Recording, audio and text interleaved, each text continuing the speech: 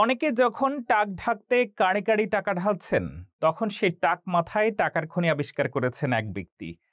নিজের টাক মাথাকে রীতিমতো বিজ্ঞাপনের সাইনবোর্ড বানিয়ে সাড়া ফেলেছেন শফিক হাসিম নামে এক ট্রাভেল ব্লগার। ভারতের কেরালার আলাপ্পুঝা জেলার বাসিন্দা তিনি। দুর্দান্ত সাহসী এই উদ্যোগের মাধ্যমে তিনি একটি হেয়ার অ্যান্ড স্কিন ক্লিনিকের সঙ্গে ৩ মাসের বিজ্ঞাপন চুক্তি করেছেন।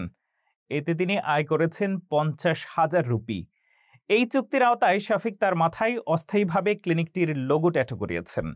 এটি তার পরবর্তী ৩টি ইউটিউব ভিডিওতে স্পষ্টভাবে দেখা যাবে। তিনি জানান, ভিডিও শুটিংয়ে মাথাকে এমনভাবে উপস্থাপন করবেন যাতে বিজ্ঞাপনটি দর্শকদের নজরে পড়ে।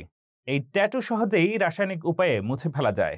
একসময় চুল প্রতিস্থাপনের কথা ভাবলেও পরে শফিক উপলব্ধি করেন টাক মাথায় লজ্জার কিছু নয়, বরং এটিকে রূপান্তর করা যায় সৃজনশীল আয়ের মাধ্যমে।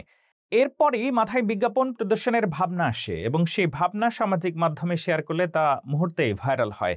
বিভিন্ন ব্র্যান্ড এবং সংবাদ মাধ্যমের নজর কাড়ে তার অভিনব আইডিয়া। শফিক বলেন, সম্ভবত আমি ভারতে এমনকি বিশ্ব প্রথম ব্যক্তি যিনি নিজের টাক মাথাকে বিজ্ঞাপনের জায়গা হিসেবে ব্যবহার করছেন। এটা শুধু ভাইরাল হওয়ার জন্য নয়, বরং সৌন্দর্য এবং দেহ নিয়ে সমাজের দৃষ্টিভঙ্গিকে চ্যালেঞ্জ জানাতেই আমার এই উদ্যোগ।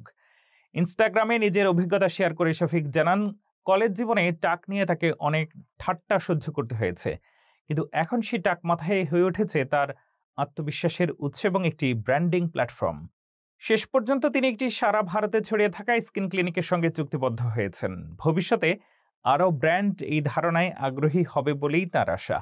শফিক বলেন, আমি এটা খ্যাতির জন্য করছি না, বরং মানুষকে শরীর নিয়ে আত্মবিশ্বাসী করতে চাই।